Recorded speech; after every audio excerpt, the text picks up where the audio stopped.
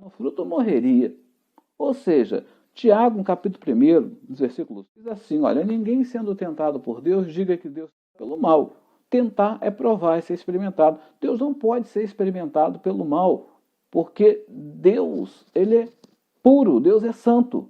Em Deus não há espaço para que o mal lhe chegue, porque a santidade de Deus, a graça de Deus, o poder de Deus, a glória de Deus afasta tudo que é treva. A luz que há em Deus, que é imutável, é inacessível, ela não permite aproximação de treva alguma, porque Deus habita na luz inacessível, onde não há variação nem sombra de treva nenhuma, porque Deus é fogo consumidor. Deus é amor, mas Deus é fogo consumidor. Então, a mulher, talvez, nessa perspectiva de comendo do fruto proibido, adquirindo essa habilidade do saber e das as atribuições de Deus, ela poderia driblar a morte. Quem sabe? Talvez poderia ter passado isso na cabeça de Eva, mas não foi dessa forma, porque ela mesma diz que a serpente lhe enganou. Ou seja, se a serpente lhe enganou, havia em Eva essa perspectiva de comendo da árvore, além de ser uma árvore, vamos dizer assim, agradável de ser vista, bela, de um fruto atrativo para ser comido, também ia lhe dar condições, ia lhe dar poderes para superar a questão da morte, se essa viesse lhe perturbar, conforme o Senhor Deus lhes havia avisado. Então, vejamos aqui outra coisa. Então, passamos pela disciplina corretiva. Falamos lá em cima da formação do homem dos dois elementos, material e imaterial, através do pó da terra, né? E através do sopro de vida de Deus. Falamos da questão da disciplina preventiva, onde Deus confere autoridade, poderes, direitos e deveres, e Deus lhe dá a questão do aviso, não coma do fruto proibido, porque esse vai mexer com a mente de vocês, vai mexer com o espírito de vocês, vai mexer com as atitudes de vocês, vai fazer com que vocês tomem decisões precipitadas e que trarão ações e consequências que vocês não saberão lidar com isso. E não vai ter reversão. A terceira coisa é a questão da disciplina moral, onde Deus institui o casamento para que haja a paridade dos iguais, para que esses possam estar ali diante de Deus em forma santa, em santidade. Que eles possam crescer sim, multiplicar sim, frutificar sim, mas dentro daquilo que Deus se agrada, dentro daquilo que aos olhos de Deus é saudável, dentro daquilo que aos olhos de Deus é abençoado, é santificado, e Deus se agrada disso, porque Deus tem um propósito muito maior em cima disso. Lembramos que estamos falando da teologia da morte, mas não podemos falar da morte se entendemos o passo a passo do porquê essa morte tem que chegar, de como essa morte chega. Continuamos. Falamos da disciplina corretiva, aonde através da desobediência, da queda, vêm as consequências. E através dessas consequências, o que acontece?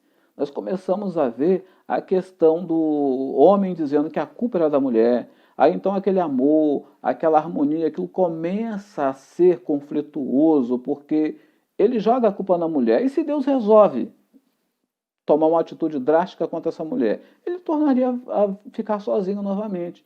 Não pensou nisso.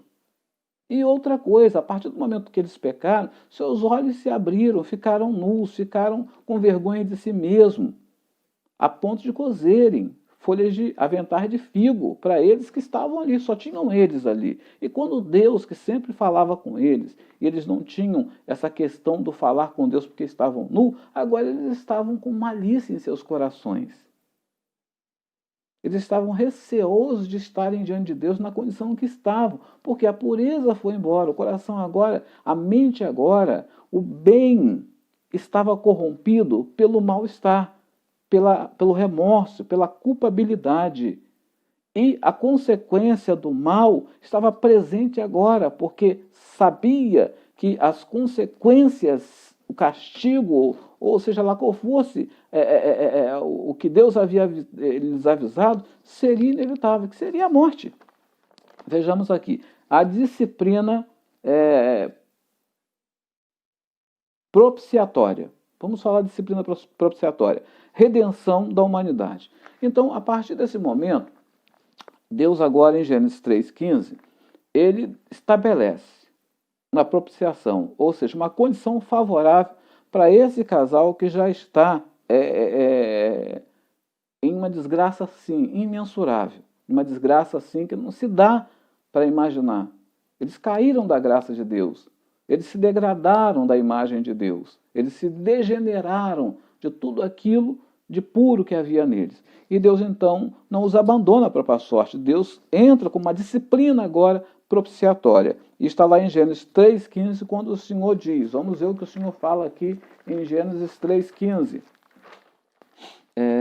Porém, inimizade entre ti e a mulher, entre a sua semente e a semente da mulher. Essa te ferirá a cabeça, e tu lhe ferirá o calcanhar.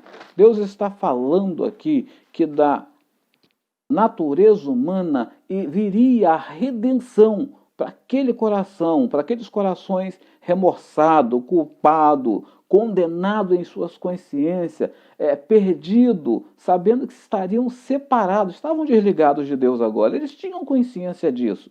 Eles tinham intimidade com Deus, desfrutavam de um sentimento que nós não conhecíamos.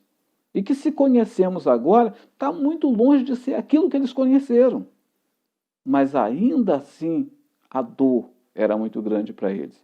Pecaram sim, erraram sim, falharam sim, mas a dor era grande, o sofrimento era grande. E Deus, vendo isso, Deus diz, olha, isso não vai permanecer assim, não vai haver uma aliança para sempre disso. Porque da semente da humanidade virá o Redentor. E da semente do pecado virá um opositor, ou um anti-redentor. Virá um Cristo, um ungido, um Messias, e virá um anticristo. E esse vai lhe ferir o calcanhar, mas o escolhido do Altíssimo vai lhe ferir, vai lhe pisar a cabeça. Está falando de Jesus Cristo e a sua vitória sobre a cruz, e a sua ressurreição, e o perdão dos nossos pecados. Então, o Senhor está aqui estabelecendo a disciplina propiciatória, Gênesis 3,15. Agora vamos ver as complicações, né? Do matrimônio em questão da disciplina. Disciplina da mulher. Gênesis 3,16. As divergências, desigualdades conjugais. Olha só. Até então Deus criou a mulher da costela para que ela fosse igual. Deus não criou a mulher da costela para ela ser inferior. Deus criou a mulher da costela para ser igual, para ser uma ajudadora, para ser uma participadora. Mas agora, o Senhor fala para a mulher, no capítulo 3 de Gênesis, versículo 16, e diz assim, e a mulher disse, multiplicarei grandemente a tua dor e a tua capacidade, né, de ter filho. Com dor terás filhos. O teu desejo será para o teu marido, e ele te dominará. A mulher, sendo um ser afetivo, um ser, né, emocional, a mulher ela é mais sentimental do que o homem. O homem, por mais que ele seja sensível, o homem é mais dado às coisas práticas. A mulher é dada mais às coisas românticas. A mulher é romântica, a mulher é afetiva, a mulher é carinhosa. E não é diferente aqui com essa mulher. Porque se antes de pecar ela já tinha esse afeto, esse carinho por seu marido Adão, imagine agora que conhecer o pecado, conhecer a sensualidade, seus libidos estão aflorados, os hormônios estão turbilhando em seus organismos.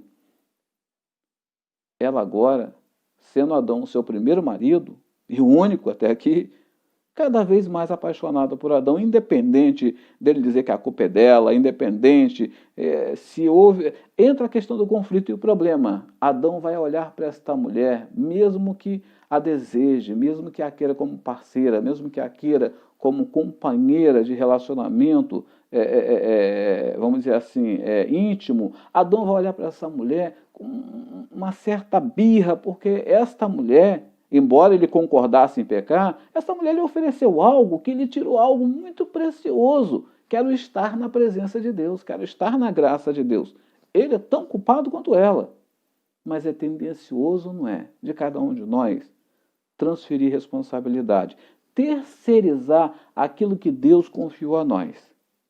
Ah, não fiz porque alguém me atrapalhou. Ah, eu não fiz porque alguém disse que ia fazer. Ah, eu não fiz porque, poxa, não me deram condições de fazer. Não seria diferente para Adão também. Então, o relacionamento de Adão com Eva já não é mais aquela coisa inicial. E o desejo dela seria, ou seja, seus sentimentos, seus sonhos, ainda que com todo aquele sofrimento, seria para o seu marido. Mas este teria domínio, porque esse lançaria a mão dessa fragilidade, desse romantismo dela, para chantageá-la naquilo que ele quisesse que ela fizesse, e ela teria que fazer. E a gente fala da questão do machismo e do feminismo, que é uma coisa que já nasce desde o Éden, a partir de agora. Porque a partir de agora, esta mulher que em desgraça pecou primeiro, ela é vista pelo homem como alguém que, fazendo parte da sua vida e que era a bênção, agora ela foi alvo de tropeço. Para a mulher, para o homem, ela é alvo de tropeço aqui. Para Adão, ela é alvo de tropeço. Ainda que ele a ame, ainda que ele goste dela, mas ele vai sempre olhar para ela lembrando: foi ela que me deu o fruto. Foi ela que me conduziu com a sua sensualidade. E em certa parte Adão tem razão, porque Eva, experimentando o fruto primeiro, a sensualidade, o desejo, a libido, tudo aquilo que é da nossa natureza hoje, ela experimentou primeiro. E ela se lançou contra Adão de forma realmente muito forte, que se para Adão resistir mesmo, só por um milagre. Mas como isso estava na liberdade dos dois, no livre-arbítrio dos dois, Adão, fazendo uso do livre-arbítrio, assim como Eva também fez ao comer do fruto, ele decide ficar ao lado da sua esposa, contrariando assim uma orientação de Deus. E aí se segue o sofrimento e as consequências das desigualdades conjugais, né? Vamos falar um pouco agora da disciplina, vamos falar da disciplina provisória. A disciplina provisória, ela é o que nós chamamos a disciplina do homem. Deus está agora disciplinando o homem para que ele possa entender que as regalias que tinha acabaram. Que aquela casa que o Pai Deus montou para ele, para sua esposa, isso agora acabou. Você escolheu isso? Você é maior de idade? Se emancipou? Agora você vai seguir seu caminho. E você vai andar com as suas pernas, né? Então é assim que vai ser para você. Então a disciplina do homem. Deus vira para o homem, e isso está no versículo, aqui no versículo 15, no versículo 15 não, no versículo 17, parte A, Deus diz aqui, vamos ver o que Deus diz aqui no versículo 17, parte A. E disse a Adão: porquanto deste ouvido à voz da tua mulher, e comeste da árvore que te ordenei, dizendo, não comerás dela, maldita é a terra por sua causa. Com dor comerá dela todos os dias da tua vida, espinho e cardo também te produzirá, e comerás a erva do campo. E do suor do teu rosto comerás teu pão, até que te tornes a terra, porque dela foste tomado, porquanto és pó, e em pó te tornarás. Olha, vejamos o que fala aqui. Maldita é a terra por sua culpa. Inconsequente, sem juízo, você condenou a sua casa, você destruiu a sua casa, você, Adão, condenou a sua espécie. Maldito é a terra aqui, é isso. Adão, você condenou a sua espécie. Você colocou a sua espécie debaixo de um jugo de escravidão, de um jugo que não pode ser tirado, porque o pecado é pesado. O pecado ele começa, Adão, não é aqui. É lógico que Deus não fala isso para Adão, mas eu estou falando isso para você, como também estou falando para mim. O pecado começa no céu, e ele é tão pesado que ele vem parar na terra.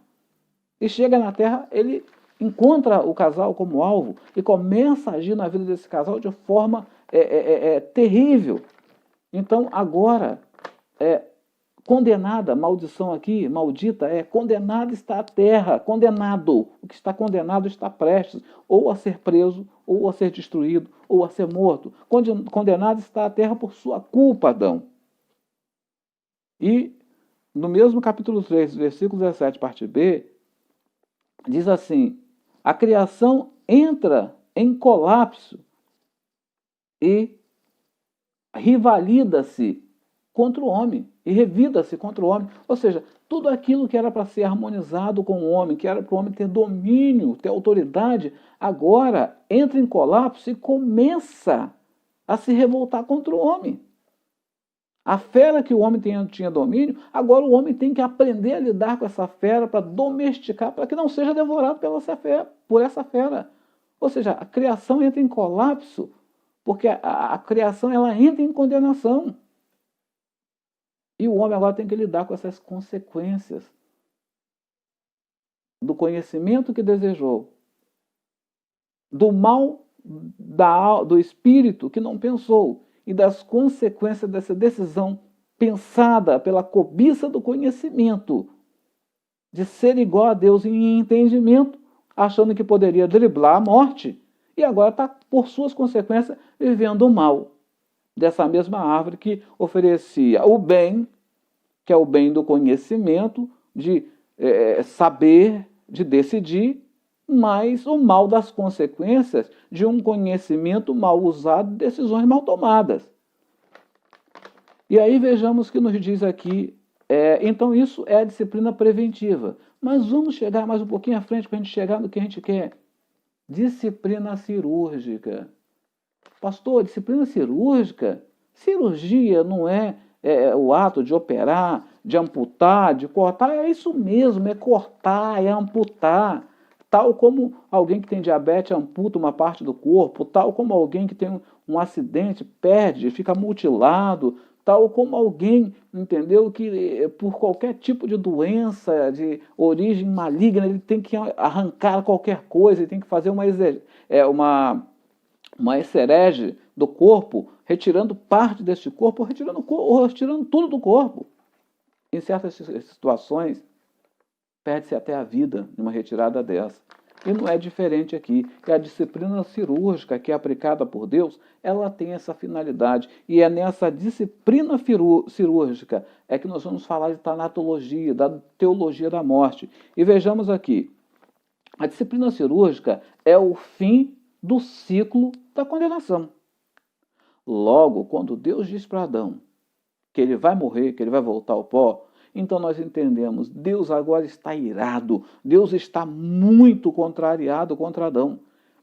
Deus agora está com tanta fúria de Adão que Deus quer que ele morra. Deus quer que ele desapareça.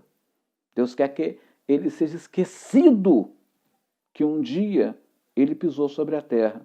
Não, meu amado, minha amada, você está equivocado. Deus entra com essa disciplina cirúrgica justamente para isso. Porque, olha, Gênesis 2,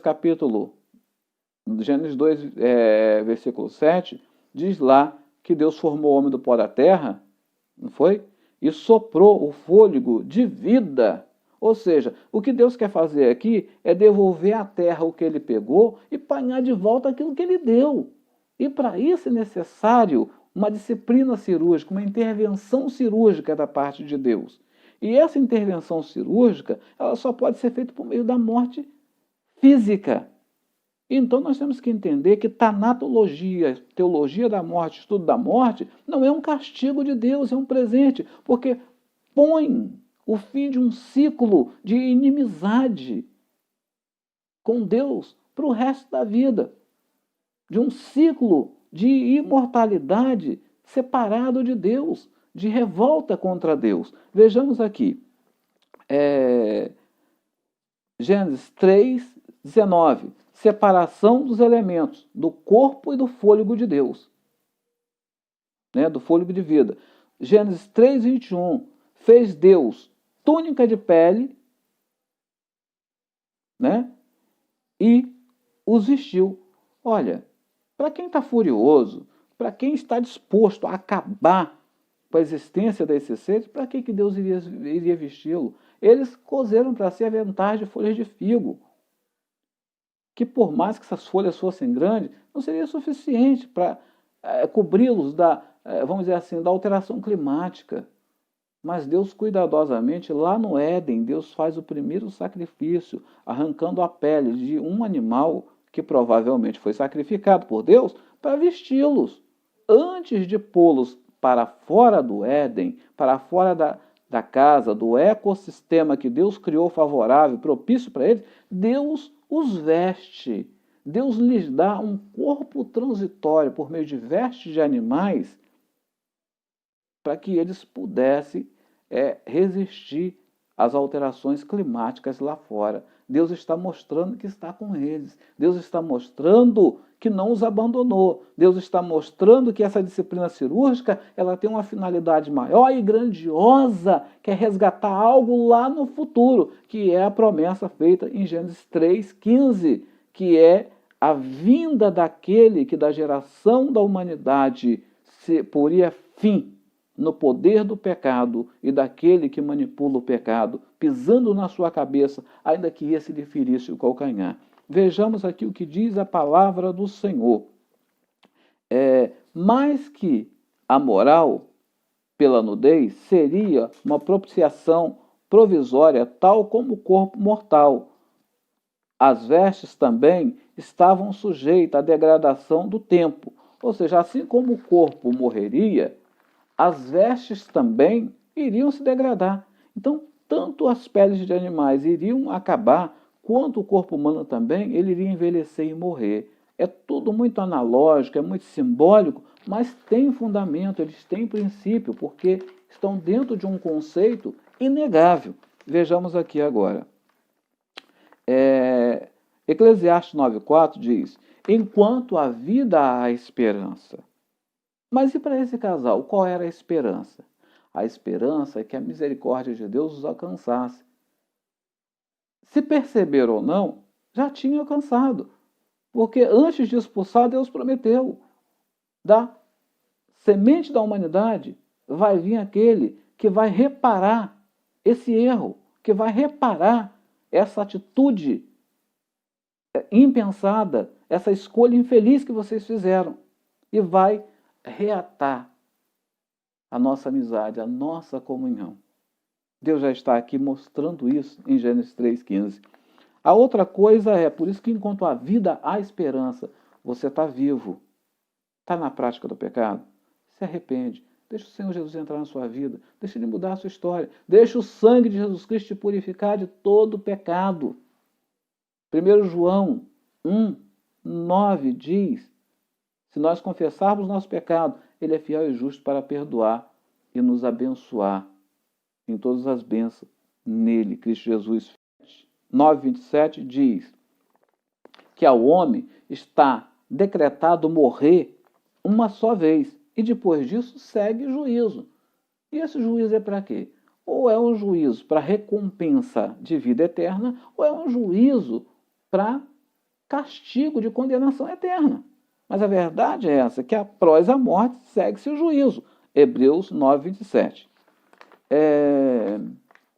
Vamos falar agora acerca de Deus e da visão da morte, e nós já estamos encerrando assim uma parte desse estudo de tanatologia. Mas na frente a gente vai estar estudando mais um pouco sobre tanatologia. Estamos falando de tanatologia ainda no Antigo Testamento. Temos muita coisa para falar sobre tanatologia. Isso é só para que nós possamos estudar um pouquinho sobre essa questão da morte, sobre essa questão da partida dos nossos entes queridos, de como lidar com essas coisas. Eu sei que não é fácil, é difícil, mas nós precisamos aprender. É para isso que a palavra de Deus ela está conosco, ela nos foi dada, para nos orientar acerca dessas coisas. Vejamos aqui, Deus e a visão da morte. Preciosa é aos olhos do Senhor a morte dos seus santos. Salmo 116, versículo 15. Eu sei que é duro quando a gente perde alguém que a gente ama. Caixão, né? Não nesse período de pandêmico de Covid-19, que caixão lacrado, você não pode participar de um velório, mas em situações normais, nós choramos, nós nos desconsolamos, ficamos enlutados. Existem situações até em que as pessoas acabam sendo acometidas por depressões, por sentimentos que adoecem o seu estado emocional. Mas a palavra de Deus aqui ela é muito clara, que a morte veio como um presente de Deus para pôr fim em um ciclo de inimizade que seria imortal, seria para sempre. Eterno é só Deus. A imortalidade é dada ao homem porque veio do eterno. Assim como os anjos foram criados para serem imortais, eles não são eternos, porque eles foram criados. E eterno é Deus que não foi criado. Eterno é Jesus Cristo que não foi criado. Em eternidade, Cristo foi gerado em Deus, não criado em Deus. Então vejamos aqui, preciosa é aos olhos do Senhor a morte dos seus santos. E a outra coisa, a mensagem em 1 Tessalonicenses 4:13 diz: não queremos, porém, irmãos, que sejais ignorantes acerca do que já dormem, ou dos que já estão mortos, para que não vos entristeçais como os demais que não têm esperança. Ou seja, em Tessalonicenses, Paulo escreve dizendo o seguinte: olha, não se comporte como aqueles que não conhecem a verdade, que não conhecem as promessas de Cristo, que não conhecem o amor de Deus. Sabe por quê?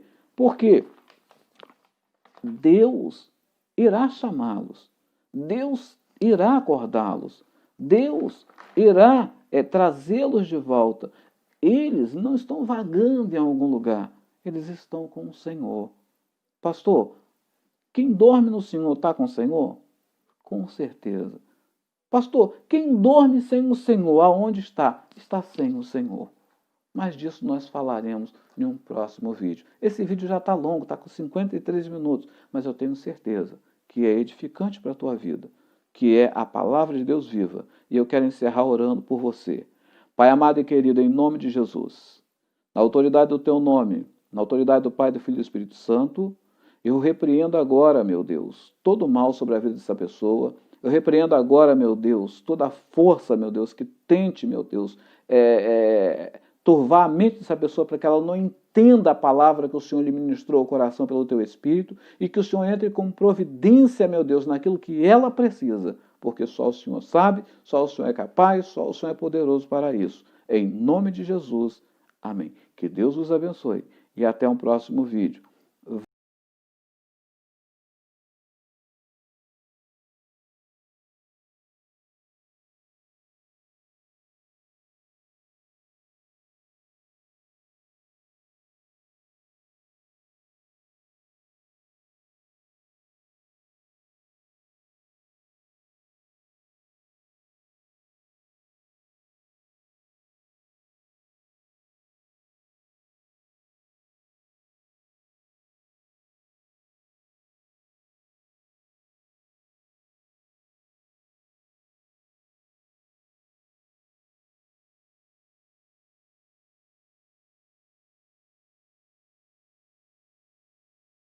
O fruto morreria.